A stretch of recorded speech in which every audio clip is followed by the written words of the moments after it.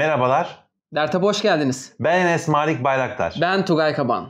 Bugün sizlere çok bilinen, artık bilinmesi gereken bir diziden, filmden, yapımdan bahsedeceğiz. Bilinmesi gereken demeyelim de bilinmesi gerekecek. Yani bilinecek, insanların konuşacağı, bugün yayınlanan ve hemen bizim de hızlıca izleyip sizin karşınıza konuşmak için çıktığımız bir film var. Filmin adı İstanbul için Son Çağrı. Başlayalım. Hadi bakalım. Enes, İstanbul için Son Çağrı artı 18 bir film. Yani böyle bir ibare geçtiği için bu filmde ben bir an durup yaptım.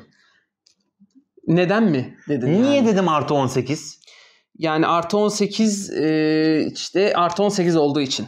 Hadi böyle bir artı 18'i yapıyorsun. Beren Saat ve Kıvanç Tatlıtuğ'u niye kullanıyorsun? Çünkü Behlül ve Bihter'in olması sebebiyle bu film artı 18. Evet, film çerezlik bir film. Kesinlikle.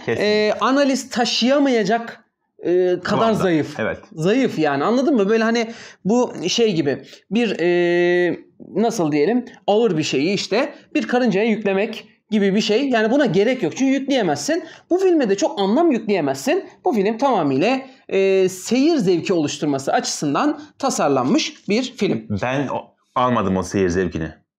Orası ayrı. Okay. Ama onun için tasarlanmış. Okay. Tamam mı? Şimdi görüntü yönetmeninden başlamak istiyorum çünkü çok önemli. Görüntü yönetmeni Gökhan Tiryaki. Gökhan Tiryaki'yi gerçekten kalitesini belli ediyor. Sevgiler gönderiyorum. Ya şimdi Gökhan'a. ben Enes'in söylediği, ya nasıl kalitesini belli ediyor? Gökhan Tiryaki'nin bu filmde olduğunu belli eden hiçbir şey yok. Yok var. Hiçbir şey yok doğru Hayır düzgün. şöyle. Şimdi bak, Gökhan Tiryaki'nin Nuri Bilge Ceylan filmi değil. Doğal olarak o kadar beklenti şimdi şunu olmaz. söylemek istiyorum. Gökhan Tiryaki'nin sinematografisine şöyle bir bakıyoruz. İşte Vavien, iklimler, bir zamanlar Anadolu'da, Üç maymun, evet. Ahlat Ağacı, Kış Uykusu, diyorsun, vay anasını falan diyorsun, tamam mı? Evet. Bence Gökhan Tiryaki şöyle oldu.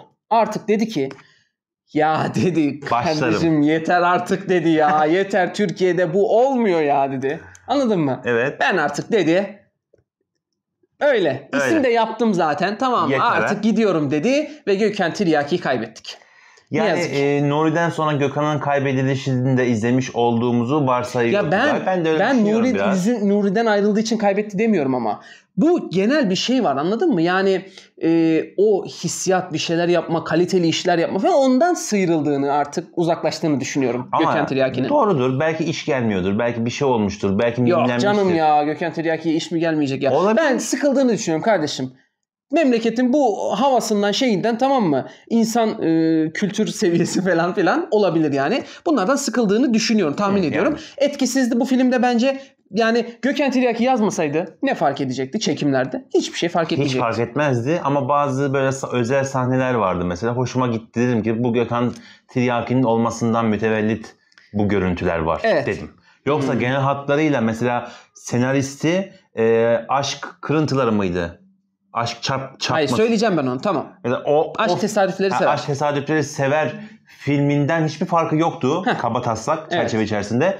Hani oradaki görüntülerin aynısını da zaten Gökhan Tiryaki'nin olmasıyla bu filmde de gördük. Ama ekstrem olarak ne gördük? Belki bir iki sahnedeki özel bir nüans fark ettirmiştir. Yoksa öyle dediğin gibi özel bir fark görmedik. Mehmet ve Serin karakterleri, fakat bunların bir isimleri daha var. Onlar da ne? Rain ve Sementa. Sementa. Evet, Sementa. Bu tabii ki iki tane karakter. Zaten film bu iki karakterin üzerine kurulmuş. Ve aslında bu film açık konuşmak gerekirse Aşk-ı Memnu dizisinin spin-off'u. Yani yan ürünü. Evet. Aslında Aşk-ı Memnu dizisinin şeyinden yola çıkılarak işte bir şeyler yapalım. Hazır Bihter de çıkıyor. Ama tabii o Bihter'i düşünerek yapmamışlardır da. Yapalım.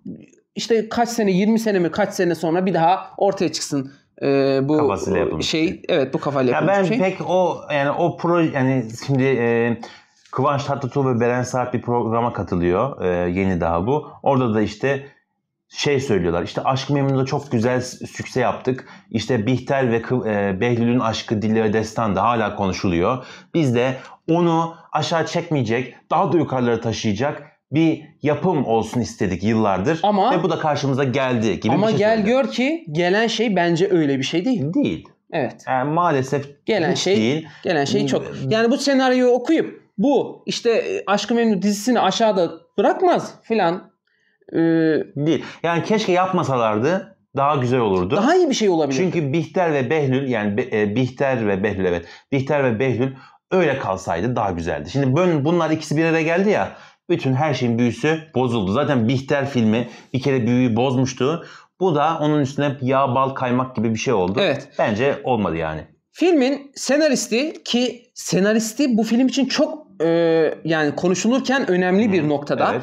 Nuran Evren Şit hanımefendi. Şimdi Nuran Evren Şit hanımefendinin işte geçmiş çalışmalarına bakıyoruz. Aşk Tesadüfleri Sever'in senaristi 1 ve 2'si var onun malum. İşte Atiye, Vatanım Sensin gibi yapımları, dizi genellikle bunların senaristliğini yapmış ve şimdi bu hanımefendinin çalışma stilini böyle gözlediğimizde şu 3 kelimeyi ben gördüm. Birincisi basit. Evet. İkincisi akıcı. Üçüncüsü merak. Yani bu üçünü harmanlamaya çalışıyor sürekli. Yani şöyle ama dediğin kategorileri bir daha sayar mısın? Basit, akıcı ve merak. Şimdi basit, akıcı ve merak. Bak bunların oranlarını veriyorum sana. %60, basit. %25 ve %15. Evet. Çok doğru. Çok doğru çünkü öyle hissettim. Kesinlikle bak sana katılıyorum. Biz önceden Enes'le bu konuyu konuşmadık. Tamamıyla şu anda hızlıca zaten izledik biraz önce. Hemen indik. Ayrı ayrı izledik bu arada. Kesinlikle bu oranlarını çok tuttum. Çünkü özellikle merak kısmına %15 vermene şimdi mesela Aşk Tesadüfleri Sever merak içerikli falan bunlar. Tamam mı? Sürekli böyle ne olacak Atiye işte Vatanım Sensin o kadar değil ama şimdi bu merak oranını az verdin. Doğru. Aslında meraklıymış gibi merak unsurunu yoğun göstermek istiyormuş gibi yapıyor ama beceremiyor bunu. Bunu söylemek lazım. Yani bu merak unsuru öyle bir şey değil. Anladın mı? Asıl merak alt metni güçlü olan senaryolarda asıl şey olur. Hemen çözümlenmez. Hemen çözümlense de parçaları vardır onların. Anladın mı? Hemen böyle kendini ele vermez. Ama hanımefendi Nuran Hanım'ın senaryolarında genellikle hemen kendini ele veren insanı öyle ani bir cıvık bir şekilde, vıcık bir şekilde hızlıca bir şeyin içerisine sokuyor yani. Ben filmi izliyorum. Dakika 23-25. Bunlar hani roof bara çıkıyorlar. Evet. Orada dedim ki ya bu çok saçma. Bunlar dedim kesin evliler. Buraya gelmişler. Ve dedim ki kesin bunlar hani evliliklerini kurtarmak veya ikinci bir balayı havasında bir şey yaşıyorlar ve bu rolü kendilerinde uyduruyorlar. Senin yani film orada mı kopardı? Ben orada dedim ki bu kesin böyle. Tamam. Ben filmde nereden koptum peki? Nerede? Daha filmin başında koptum ben. Bavulda telefon cüzdan ne arıyor ya? Bak dikkat et. Bavulda telefon cüzdan meselesi filmin kilit noktası aslında. Çünkü o cüzdan o bavulda olduğu için onlar ayrılamıyorlar. Oysa ki bunlar çıkıp gidin kardeşim. Siz buraya işte böyle bir oyun oynamaya gelmişsiniz. Bak Aşk Tesadüfleri Sever ismi bu filme daha çok uyuyor o zaman. Yani bilmiyorum tesadüflerle alakalı şey mi? Gibi bir şey çünkü. Orada bu çünkü tesadüf değil. İş görüşmesine gidiyor. Aşk ahmaklıkları sever bu. Bu ahmaklık kardeşim böyle bir şey olabilir mi? Ya bavulda cüzdanın telefonun ne işi var? Evet çok mantıksız. O orada olmasa iş belki de başka bir şekilde ve ben sana bir şey diyeyim mi? Daha iyi bir şekilde de ilerleyebilirdi senaryo. Sırf o bavulda olduğu için o gerizekalı bak bavulun karışmasından bahsetmiyorum mesela. Bavulun karışması olabilir. O da banal de olabilir ama ya cep telefonuyla orada ne işi var? Böyle şey olur mu? Kurgulanmış. Ya ben orada filmden koptum zaten. Ya dedim ki bu tarz filmlerde zaten böyle bir senaryo açıklığı hep cereyan etmiştir. Olsa falan var ya böyle garip daha ne bileyim kız bunlar yine hani yabancıymış gibi davransalar ama kız mesela farklı bir şey denese anladın mı? Ajanlık gibi bir şey denese mesela bavulunu bile bile kaptırsa falan gibi bir şeyler olsa daha değişik bir şey olsa anlarım. Anladın mı? Bu tarz filmleri Netflix'te böyle Amerikanvari böyle vur geçli filmler var böyle tek izle hap film. Onlar çok güzel başarıyor bunları. Evet. Daha böyle izleniyor. Bu film de onlara öykünmüş ama becerememiş. Olmamış. Ya biz zaten beceremiyoruz bunu. Biz oturalım abi Aşk-ı Memnu romanını 80 bölüm yapalım biz bunu beceriyoruz.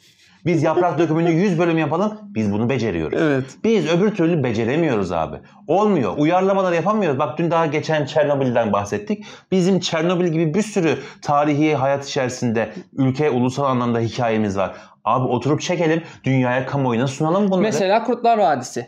Dizisi güzel, filmlere bak. Evet. Olmuyor abi. Beceremiyoruz. Bizim senaristlerimizin oturup çok ciddi roman okuması lazım.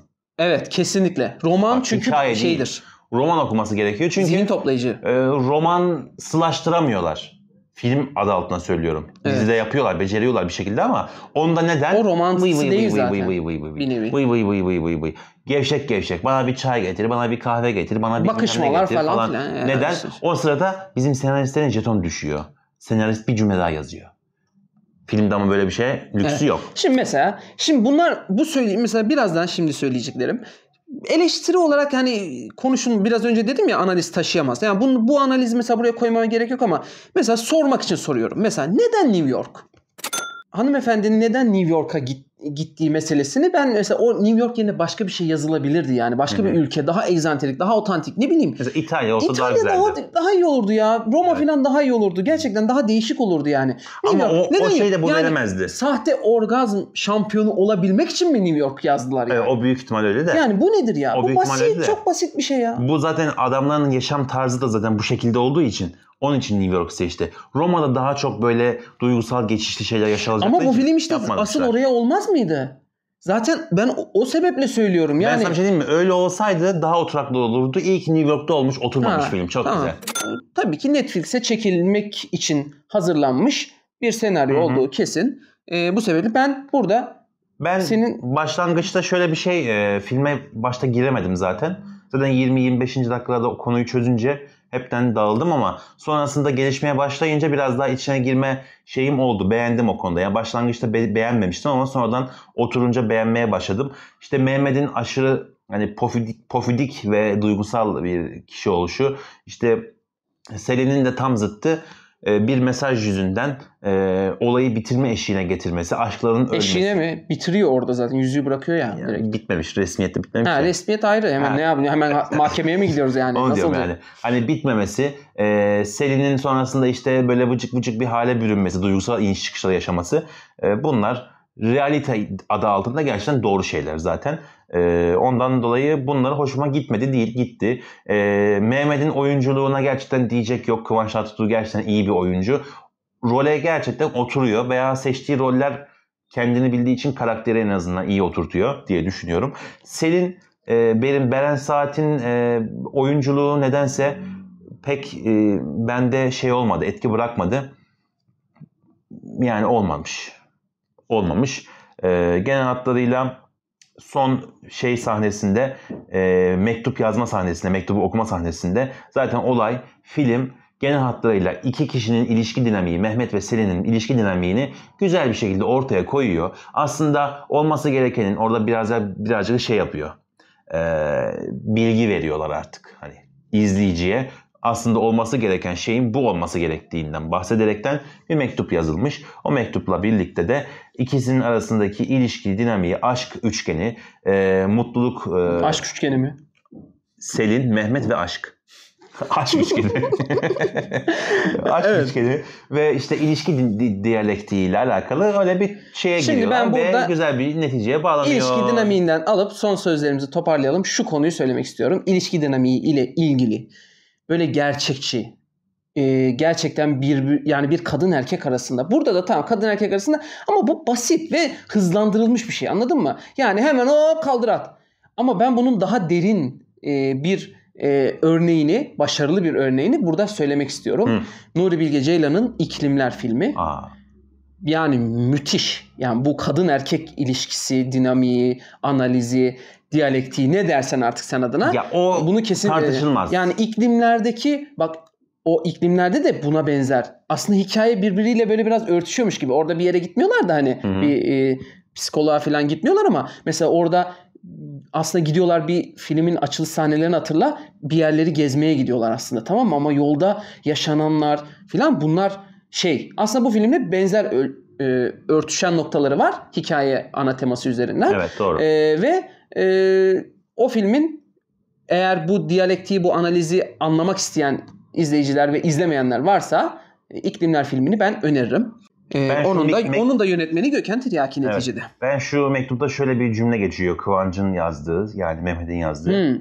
Benim yuva dediğim senin aşk ve tutku dediğin diyor. Yani aslında şunu kastediyor. Genel hatta mektubun zaten ayrıntısında da bu genelde geçiyor genel olarak. Aslında her iki kişi zıt olsun, aynı kulvarda koşuyor olsun karakter olarak. Evli olan çiftlerde bu iniş çıkış sürekli oluyor. Yani olmayan çift yoktur. Mesele bir şekilde sen aşk diyorsun, ben işte bir yuva diyorum. Bak bu çok güzel özetlemiş. Orada Mehmet'in dediklerine çoğuna katılıyorum ben ama. Yani özellikle o yaşlanan ve uzun süreli evli kalan insanların aralarındaki dinamikle ilgili söylediği, yapmaya çalıştıkları veya işte onlarda da olan şeyleri nasıl hallettiklerine dair birkaç cümle var böyle mektupta. Evet, o çok güzeldi. Zaten bilinen şeyler de hani bu filmin içindeki güzellikler açısından söylüyorum. En azından o orgazm yarışmasında birinci olandan soyutlanarak daha böyle sahih, daha böyle oturaklı, daha böyle milli aile dinamizmimize yakışır. Olması gereken idol olarak o mektubun açıklamaları bence genel bütün filmi sarması icap eder miydi? Bence etse güzel olurdu ama etmediği için de belki dikkatleri daha çok çekmiştir üzerine. O da olabilir. Diyeyim ben genel hatlarıyla çerezlik bir film adı altında beğendim. Kaç veriyorsun onun üzerinden? Kenan Doğulu'nun şarkısıyla da ayrıca bitiyor oluşu da ayrı bir ironi yaptı bende. Ya o şey ya. Niye Kenan Doğulu? O da tartışılır. Diyeyim ben bu filme 4,5 veriyorum. Ben de bu filme 10 üzerinden 2 veriyorum. Tamam hadi 2,5 veriyorum. Ama çok kırdın. Beni üzdün. Yok 2,5 çok. Yani bu benim normalde dediğim gibi analiz taşıyacak bir şey değil. Yani normalde gerçekten izleyeceğim bir şey değil. Yani bu filmde mesela bu senaryodan Beren Saat ve Kıvanç Tatlıtuğ'u çek. Ne kaldı elinde? Bana sadece şunu söyle. Bu kaldı de tamam diyeceğim. New York. Ya New York bile kalmadı kardeşim. Ne New York ya? Geç öyle. Hiçbir şey kalmıyor. Anladın mı? Kalmıyor. Ben verdiğim puanları olabildiğince güzel bir şekilde ve doğru bir şekilde vermeye çalışıyorum. O yüzden 2,5 buna fazla bile. İyidir doğru. Ben senin adına 2,5 puan mantıklı. Benim için 4,5 puan gayet güzel bir puan. Evet. Genel hatları böyle bahsetmeye çalıştık. Siz de izleyin ve yorumlarınızı yorum yaz kısmına bırakabilirsiniz. Yazıp, videomuzu beğenmeyi, bizi takip etmeyi, çevrenizi takip ettirmeyi, önermeyi unutmayınız. Bizi izlediğiniz için teşekkür ederiz. Kendinize iyi bakın. Hoşça kalın efendim. Hoşça kalın.